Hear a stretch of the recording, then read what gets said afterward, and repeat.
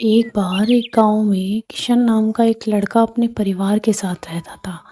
उसके परिवार में उसके पिता, उसकी सौतेली माँ व उसका एक छोटा भाई भी रहता था।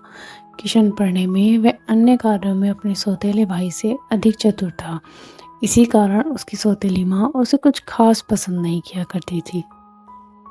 किशन कृष्ण भगवान की बहुत अधिक पूजा किया करता था और उसकी सौतेली माँ को भी यही लगता था कि किशन कृष्ण भगवान की इतनी पूजा करता है, इसीलिए वह पढ़ने व अन्य कार्यों में अपने सौतेले भाई से अधिक चतुर है। अब किशन की सौतेली माँ उसे न तो अधिक पूजा ही करने दिया करती थी और ना ही उसे पढ़ने दिया करती थी। किशन जब भी पढ़ने के लिए बैठता वह उसे कोई ना कोई काम अवश्य बता देती थी। इससे किशन का मन पढ़ाई में भी नहीं लगता था। वह सोचता था कि वह अपने पिता को सारी बात बता दे, परंतु वह अपने पिता से यह सोचकर कुछ नहीं कहता था कि उसके पिता को बहुत दुख होगा। किशन के पिता पास ही के एक गांव में सुबह सवेरे ही काम के लिए जाते थे तथा शाम को थक हार कर घर वापस आते थे। अब किशन बिल्कुल अकेला था। किशन के पास एक कृष्ण भगवान की बहुत ही छोटी सी मूर्ति थी जो उसे बचपन में उसकी सगी माँ ने दी थी। अब किशन उस मूर्ति के सामने अपनी सारी बातें कहता और ज़ोर ज़ोर से रोने लगता था। जो अत्याचार भी उसकी सौतेली माँ उस पर करती, वो सारी बातें वो उस मूर्ति से कर दिया करता था। उस मूर्ति से बात करने के बाद उसे बहुत अच्छा लगता था। किशन को जो कुछ भी खाने के लिए मिलता था सबसे पहले वह उस मूर्ति को लगाता तथा बाद में ही खुद कुछ भी खाता था। यह सब करके किशन को बहुत ही आनंद आता था। कुछ दिन बाद किशन अपने स्कूल के लिए तैयार हो जाता है और अपनी सौतेली माँ से नाश्ते के लिए वह अपने टिफ़िन के लिए कहता है। तब उसकी सौतेली माँ उसे ये कहकर मना कर देती है कि तुझे खाना नहीं मिलेगा और उसकी सौतेली माँ उसे थप्पड़ मार देती है और किशन ज़ोर ज़ोर से रोने लगता है और रोते रोते किशन घर से चला जाता है। उस दिन किशन स्कूल भी नहीं जाता है बल्कि वहीं रास्ते में एक पेड़ के नीचे बैठ जाता है। किशन वहाँ बहुत ज़ोर ज़ोर से रोने लगता है। रोते रोते किशन को भूख भी लगने लगती है। तभी किशन देखता है कि पेड़ से कुछ ही दूर एक बालक हाथ में खाने का डिब्बा लिए खड़ा है तथा वह किशन को देख रहा है। किशन कुछ देर यूं ही बैठा रहा। इतने में ही वह बालक आकर किशन के पास बैठ गया और किशन से पूछा, तुम क्यों रो रहे हो? किशन उस बच्चे को देखता रहा और उससे कुछ भी नहीं बोला।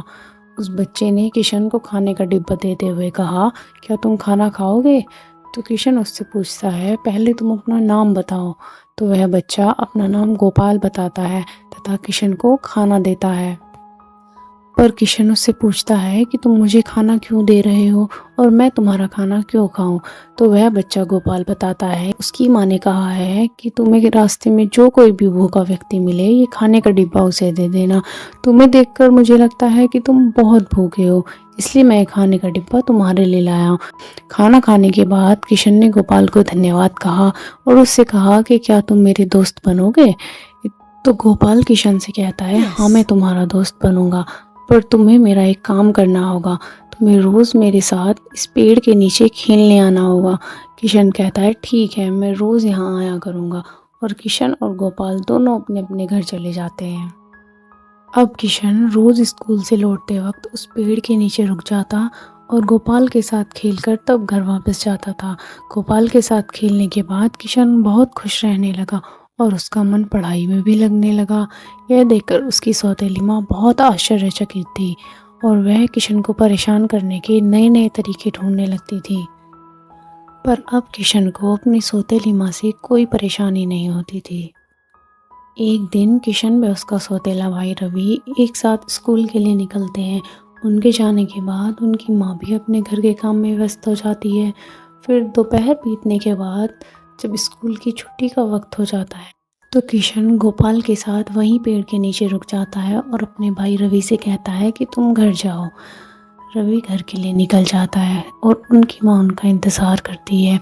इंतज़ार करने के बाद किशन अकेला घर वापस लौटता है तो उसकी सौतेली माँ उससे पूछती है कि रवि कहाँ है? तो किशन उसे जवाब देता है कि रवि को तो उसने बहुत देर पहले भेज दिया था, क्या वह अभी तक घर वापस नहीं आया?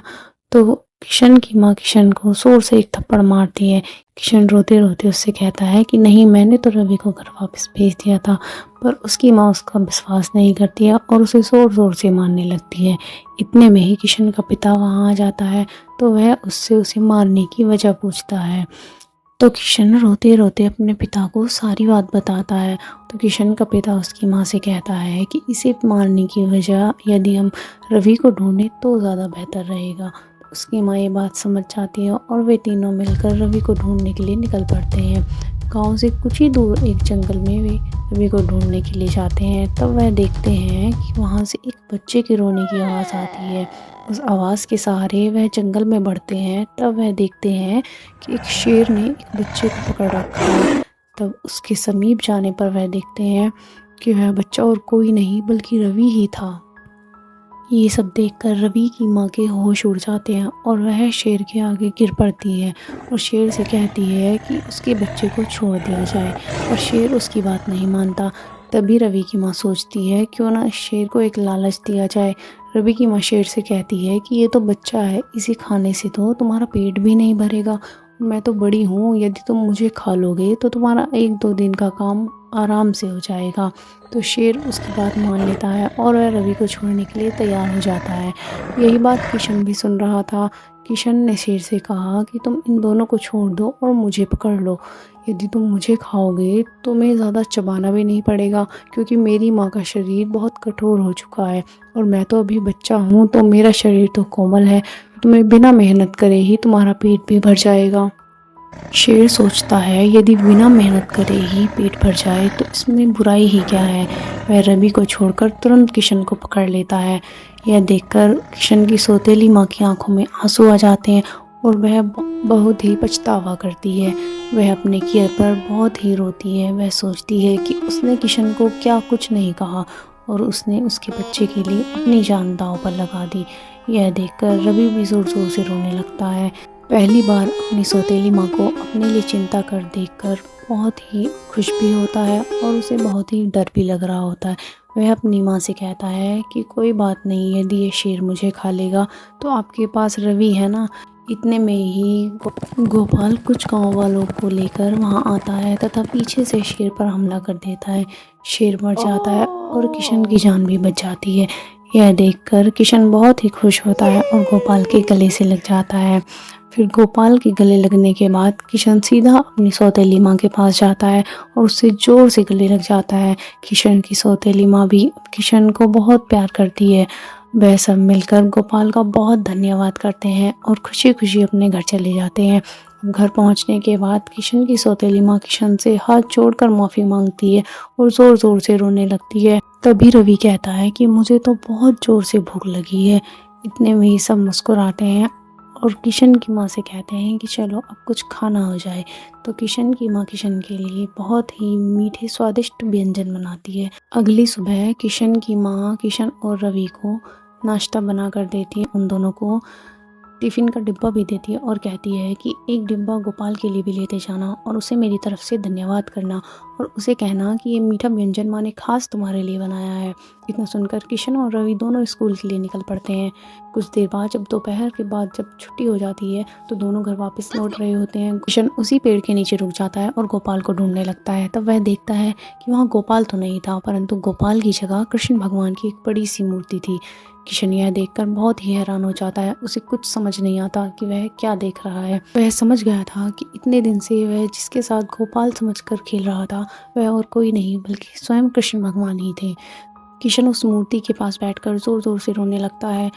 अचानक से दिखता है कि एक बच्चा उसके सर पे हाथ रखता है।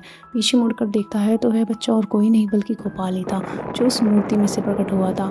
यह देखकर किशन बहुत खुश हो जाता है और जोर से किशन को गले लगा लेता है और वहाँ से चला जाता है। इस कहानी से हमें ये सीख मिलती है कि हमें सबके साथ उचित व्यवहार करना चाहिए। जैसे किशन के साथ अच्छा हुआ, उचित करने वालों के साथ हमेशा अच्छा ही होता है।